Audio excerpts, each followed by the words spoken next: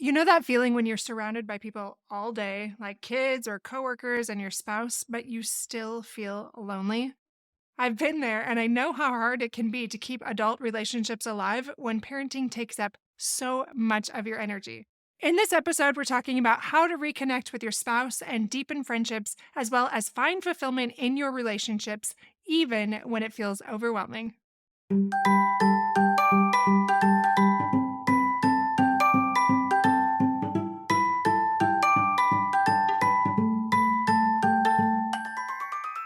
Hey, parents, welcome to Fulfillment Therapy. Do you want to raise your kids better and have a stronger marriage? Are you up late at night researching marriage and parenting tools and self care tips? Do you start each day hoping for deeper connections and less chaos, but it ends with family arguments and going 12 different directions again? My name's Kendra, wife, mom, therapist, and growth enthusiast. It wasn't until I discovered how to fulfill my unmet needs that I was finally able to show up as my best self as a spouse and parent. I realized that by meeting my needs, I could more fully meet the needs of my family with more energy and less resentment. In this podcast, I teach parents skills like boundary setting, prioritizing personal needs, communication, and claiming ownership.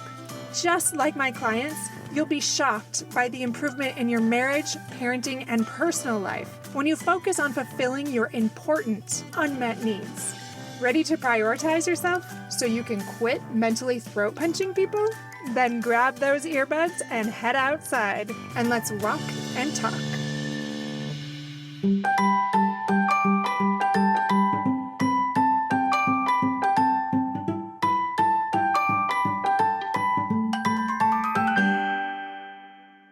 Welcome back, my friends, to episode number 189, Nurturing Relationships as an Adult, Finding Connection as a Busy but Lonely Parent.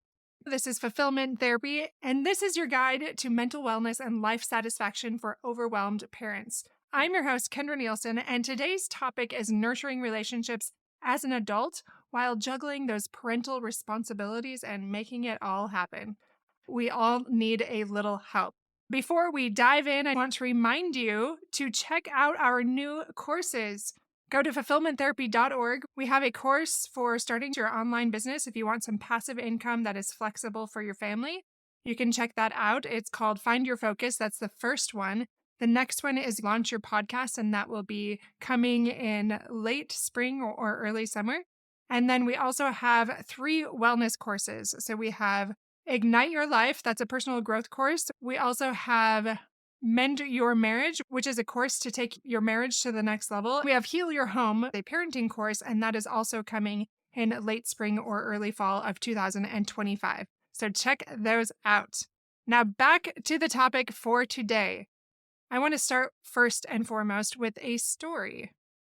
I have a client recently that's talked about losing her best friend just to life situations, changing beliefs and who they are, essentially. That has been very challenging for her. She's felt very alone and surprised at how challenging it has been. She has a loving husband. She loves her kids. All these great things are going for her, but there's this grief tied to losing somebody so close. I was remembering my own story. I have lost several really close friends, deeply connected friendships, and that still is painful for me. And I know I'm not the only one. I know many of you are like my clients, like you feel that keen loneliness, but you're not sure what to do about it. You're not in elementary school anymore. You don't feel like you can run out on the playground and say, "Will you be my friend?" And it's as easy as that. Feels like it takes a lot more finessing, which feels beyond you when you hardly have the bandwidth to do the dishes or make dinner. And I don't blame you. I feel that too. So let's talk about how we can do that in realistic ways. Relationships contribute to our greatest joys and our biggest struggles. It's not just in our parenting or in our marriage, but in our friendships as well. And I really want to focus on those friendships because we need those to rejuvenate. Think about the last time you went out with friends you felt close to.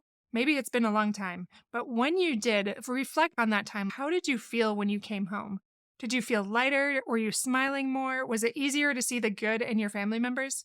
Chances are very high that the answer is yes. Even if you experience some anxieties or different things like that, With the right people, it feels rejuvenating and our souls crave that connection. These friendships as adults provide that emotional support and reduce that stress, and they improve our overall well being and fulfillment. The definition of those relationships includes not only those romantic partnerships, but those friendships and those family connections beyond parenting roles. I love this quote by Shannon Thomas. She says, "A healthy relationship is a feast of affection and giving for both people, not one receiving crumbs and trying to convince themselves it's enough." Now, how many times, my friends, do you feel like you are just getting crumbs or it is so one sided? Maybe it's time for you to invest in different relationships. Now, there might be times when some close friend that you really love and admire needs more attention, and that's okay. We go through different phases. But if you're starting to see that it's a trend where it's very one sided and it's not refueling for both of you, it's not a give and take, that's not really a nurturing relationship and it's not necessarily a healthy relationship. So consider letting some of those go if that's you. Let's talk about some of the challenges in maintaining those relationships. The obvious ones are time constraints and fatigue that make those meaningful conversations really challenging. As we're older, those shifting priorities and responsibilities can lead to neglected friendships. I know I've done it many times for people I care about, and time flies and it gets away from you. Over time, you're not making those relationships priorities. And then there's also that risk of losing your individual identity in your roles, especially as a parent and spouse. It can be difficult to have much to add to those friendships or feel embarrassed by how little you have to offer in conversation or individuality when all you're really thinking about is your to-dos as a wife, as a husband, as a parent, whatever those things are. How can we prioritize those meaningful connections? My friends, it's so important to focus on quality over quantity because let's be honest, none of us can do a lot of quantity right now. So, how can we be proactive in maintaining those friendships? Well, I know for me in my planner, I often just write tiny little things that I break up throughout the week. Send Emily a text or send a funny voice message just so we do a phone check in. Often it's those kinds of things. And then there's other little things like, okay, plan one time a week or twice this month, I hang out with different friend groups. And I have to put those in my planner, otherwise, they don't happen. Another thing that you can do is create those environments where you know they're going to be more meaningful. For example, you may not want to go shopping with somebody because you're really not going to get very connected interaction during something like that. But if you schedule a book club or something more meaningful where you have more time to really talk about feelings and thoughts and deeper things, that can be more bonding. Another thing that clients do is they don't put boundaries on the relationships, so they feel more depleting because they feel like they have to give more than they really do. For example, a lot of clients feel really overburdened. So we talk about how we can break that down and make it realistic for both people because often both sides are feeling this way. It could be as simple as, hey, I have 30 minutes to go on a walk. Do you want to come with me? Or I have 10 minutes. Do you want to do a quick Zoom call? Or it could be, hey, let's keep connected on Marco Polo or something like that because it's really busy, but I miss talking to you. It can be something small like that. And when you're doing these things, do a self check. How often is it small talk and how often is it vulnerable and open and real and genuine? Are you sharing your genuine thoughts and feelings to deepen those connections? Or are you just venting about your spouse or your parenting and not really connecting in a deeper, more impactful way? Priya Parker said this: "We need meaningful friendships and connections in our lives, and it's hard, not just because we're busy, but because it hasn't been modeled for us in our society in a way that makes us trust our ability to do it." Don't you feel like that is true? Society has not modeled how we can have those meaningful friendships and connections. So we're floundering a little bit and we feel that keen sense of loneliness now that we're out of elementary school or those structured environments where it's very simple. It feels harder to nurture something like that as an adult. And again, going back to that example, you could start a book club or you could ask to join one, or you could look on things like Meetup for ways to connect with people in ways that you love. I know there's a lot of hiking groups in my area. There's so many things that you could do, but it does require leaning in a little bit in ways that you might feel a little uncomfortable initially. It can connect your love of one thing with friendship, and that will deepen that connection in a faster way. I want to mostly focus on relationships with friends in this episode, but I do want to highlight nurturing those family relationships as well. I want to share a story quickly about a client that wanted to rekindle a relationship with her family. She felt like she was getting stuck as she held these long lasting judgments that prevented her from connecting deeper with them. So we processed that a little bit, and she decided that she would repeat this mantra in her mind over and over: love them where they're at. And she kept doing that. And as she kept telling herself that and just showing up and trying to be present and not thinking so much about the past or the future, she just was in that moment with them and celebrated that time together instead of future tripping or focusing too much on things that have been done. She's found greater connection in her ability to do that. So if you want to nurture relationships that are not just friendships, that is one simple thing that you can do. That mantra: love them where they're at. And others will love us more where we're at as we're able to do that for others. Now, what are some common obstacles to connecting on a deeper level as adults? Time management. Remember how I talked about quality over quantity? That can just be a very simple weekly text. You can let go of that guilt and recognize that nurturing relationships really does benefit the entire family. Often in the beginning, I was like, oh, I can't justify that. My husband's too tired to watch the young kids. I just feel bad leaving. But then every time I leaned in and challenged that thought a little bit and I went ahead and went, I came back so rejuvenated, and he felt so much better that he was more than willing to support something where I could feel happier and more energized, and that would rub off into all of my relationships. And keep that in mind as you support your spouse doing the same thing. Another thing to be aware of is digital distraction. We use our devices so often. We don't realize how much wasted personal and present time there is. Don't be that distracted friend, because nobody likes to feel like they are second best. That means your watch, your phone, anything. Try not to get so distracted that you're not really present when you're actually together with a friend, with a family member, whoever that is. John Mark Green said, as you remove toxic people from your life, you free up space and emotional energy for positive, healthy relationships. My friends, do you have those toxic people in your life? This is not about fault finding or seeing the negative in everybody, but maybe you could have more meaningful relationships if you free up some of that space for healthier relationships. I've had to do that a lot in the last few years, and that can be hard. It's like ripping off really big band-aids sometimes. I don't want to minimize how challenging that can be. But maybe somebody comes to mind where it just continues to be more taking and not a lot of mutual give and take. If that is a relationship in your life that leaves you feeling depleted, you can let go of it. Now, it's not easy, but remember, you are modeling relationships for your family members. So your little people in your home are watching. Do they see you over giving to a friend to your detriment and to your family's detriment? Do they see you having those weak boundaries? Do they see you unable to be yourself and be genuine and to have both those good days and those bad days and still be loved and accepted by your friends? And if not, maybe it's time to make new friends. When parents are able to maintain those strong friendships, they demonstrate to their kids the value of those lifelong connections.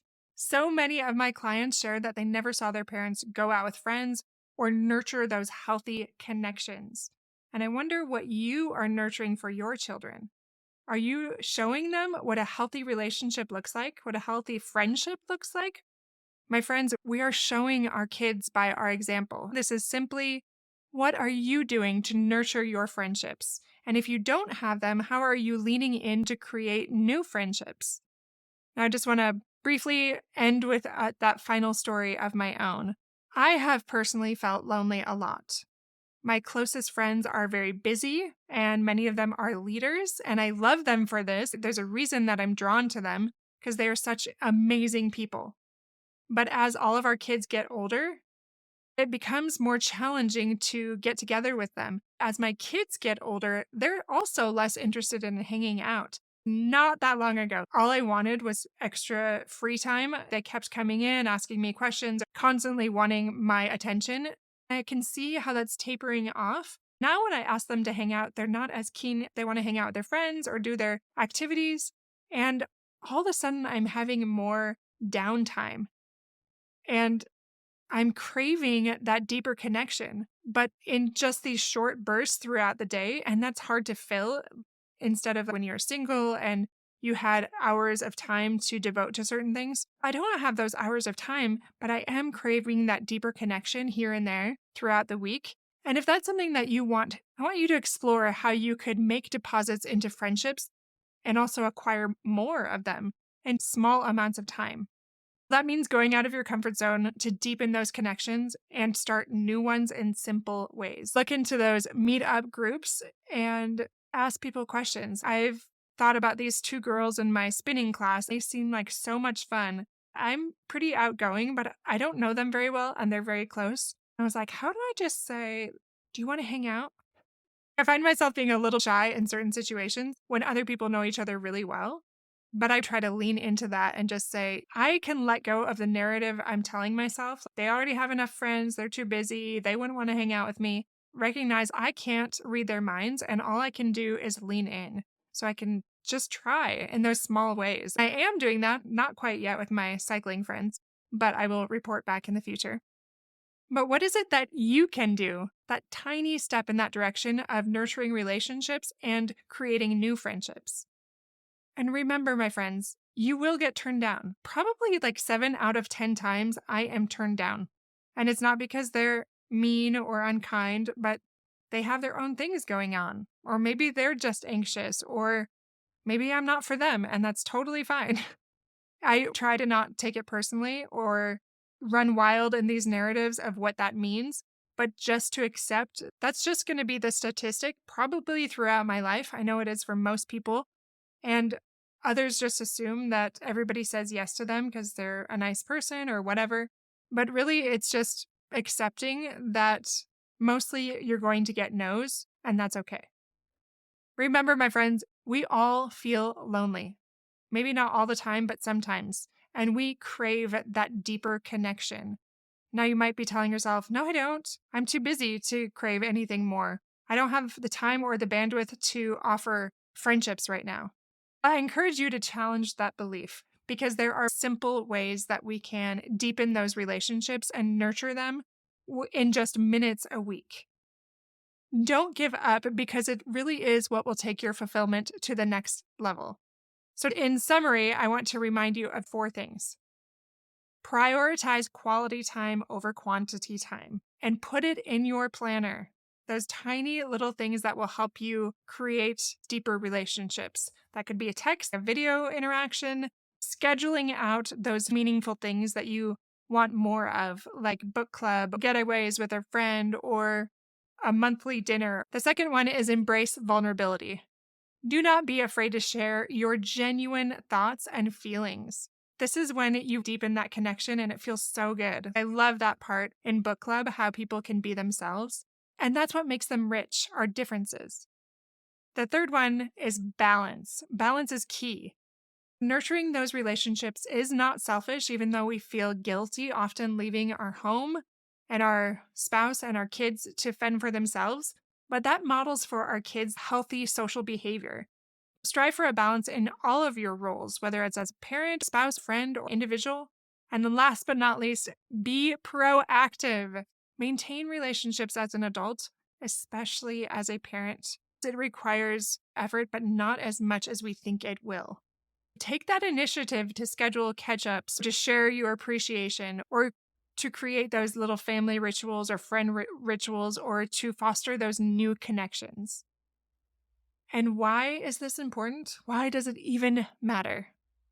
It matters because when we invest in relationships, this contributes to our personal fulfillment and family well-being. There is no shortcut. And if you're honest with yourself, you'll be able to admit that you feel lonely too, and that there's a little more that you can do to lean in, to deepen your connections with friends, or to create new friendships and let go of some of those that are not serving you. Best of luck, my friends. Don't forget to check out our blog on fulfillmenttherapy.org/blog. We turn all of these podcast episodes into blog posts. So check those out on our website. And please review this podcast because that allows us to increase our reach. If you haven't done so already, just go to the show, scroll to the bottom, and click on that purple link that says leave a review. It'll only take 30 seconds. Thank you again, my friends. Take care. And as always, I'll see you back here in a few days.